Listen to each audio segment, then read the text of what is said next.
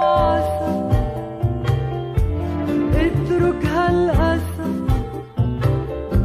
ويرجع لي حبي صباح ومسا. بس انت سميرة أهلا بيكي، تفضلي.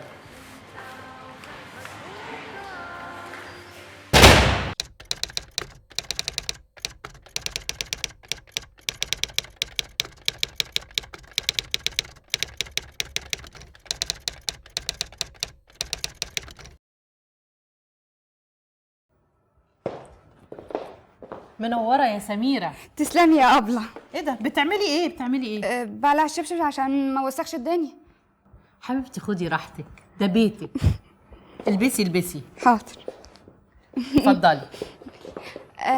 تحبيني اقعد فين يا ست الكل؟ اتفضلي يا حبيبتي، الكرسي بتاعك موجود. ماشي.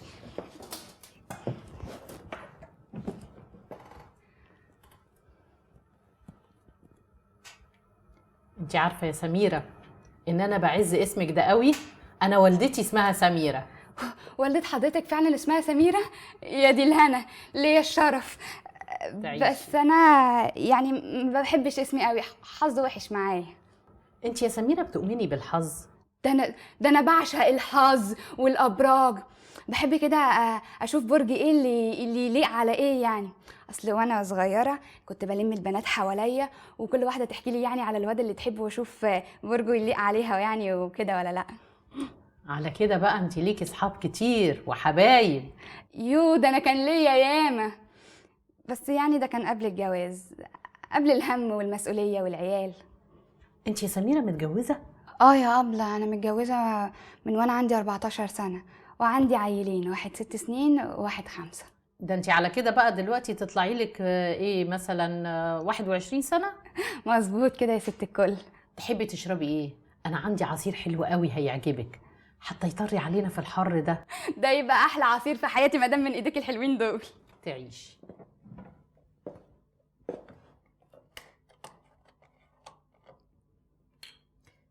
قولي لي يا سميرة، كلميني شوية عن جوازك. بصي يا ست الكل، أنا كنت صغيرة يعني ومش فاهمة، لا مؤاخذة يعني كده في كلمة، ما كانش ليا رأي. وأبويا كان ظبط هو كل حاجة.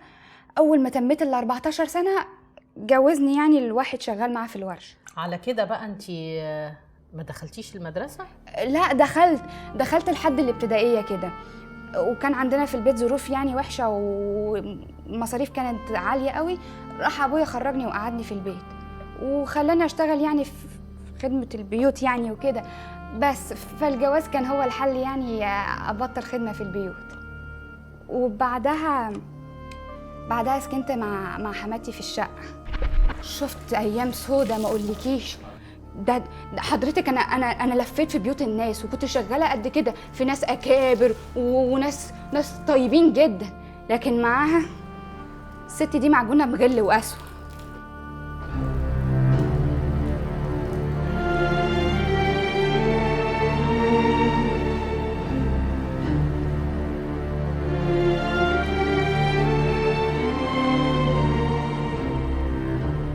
المهم بعدها بفترة حبلت يعني وكده، بس هي برضو على نفس الموال، نفس المعاملة الزفت.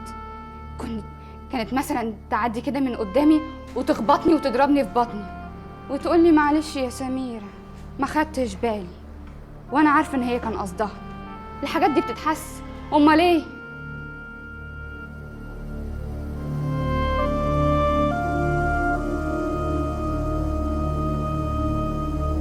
بعدها يعني بفترة جبت العيل الأول والتاني، أحفادها وهي على نفس المعاملة. كنت حاسة إنها بتكرههم، كانت بتعاملهم بقرف. وجوزك كان فين من الكلام ده يا سميرة؟ جوزي ولا بيهش ولا بينش. جوزي كان ما يعرفش كده يقول لها ولا كلمة، كان على طول في صفها. ما بشويش يا حبيبتي على الصينية. ايه ده؟ انت طبخه الفرخه على ايه؟ على ميه؟ فين الخضار؟ معلش يا حبيبتي، المرة الجاية. مرة جاية؟ روحي كده روحي. كل يا حبيبي كل بالهنا والشفا، مطرح ما يسري يمري.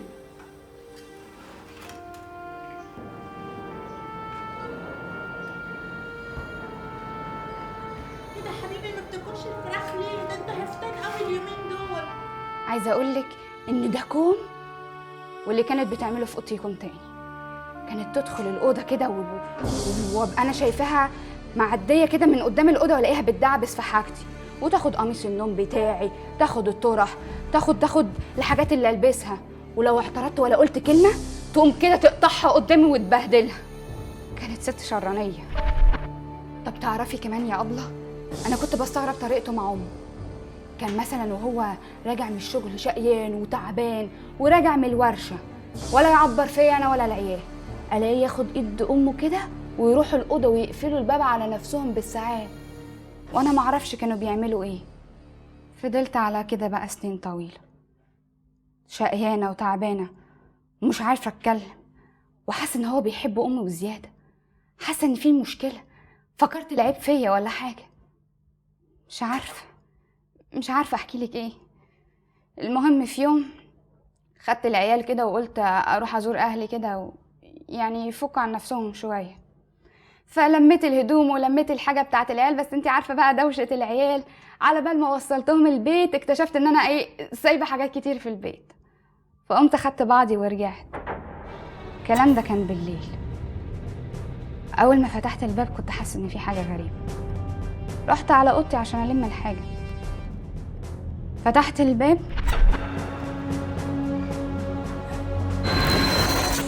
لقيت جوزي مع امه على السرير، وبقول له انت بتعمل ايه؟ انا كنت مصدومه، حضرتك مش متخيله الحاله اللي انا كنت فيها. قعدت اعيط وما كنتش عارفه اعمل اي حاجه. تخيلي اعمل ايه؟ راح قام ضربني ويقول لي ايه في ايه مالك؟ انا بعمل كده من قبل ما اتجوزك. تخيلي اعمل ايه بعدها؟ ضربني بالقلم وشد امه عشان تضربني هي كمان. معلش يا حبيبتي، اهدي، اشربي العصير ده هيهديك.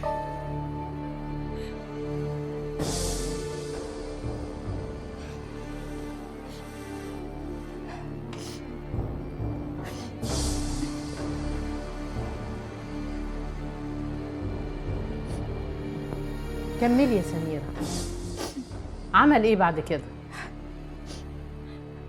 هددني لو فتحت بقي هرميني في الشارع انا والعيال. قمت قلت ما بدهش، لميت حاجتي ورحت على بيت ابويا، قلت يعني اقعد عندهم شويه.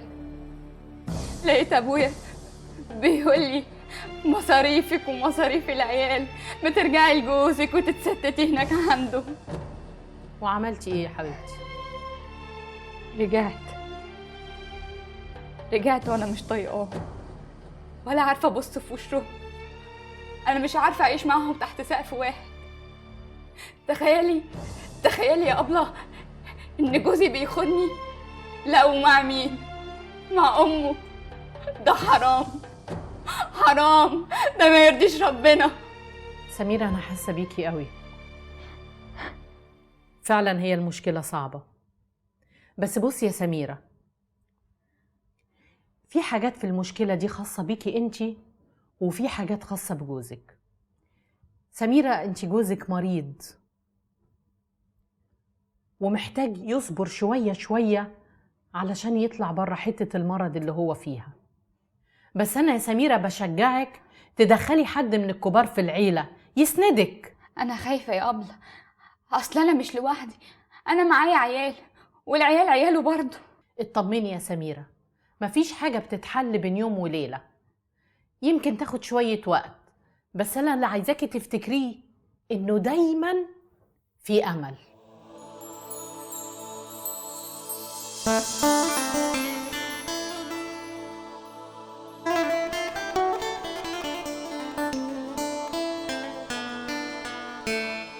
يا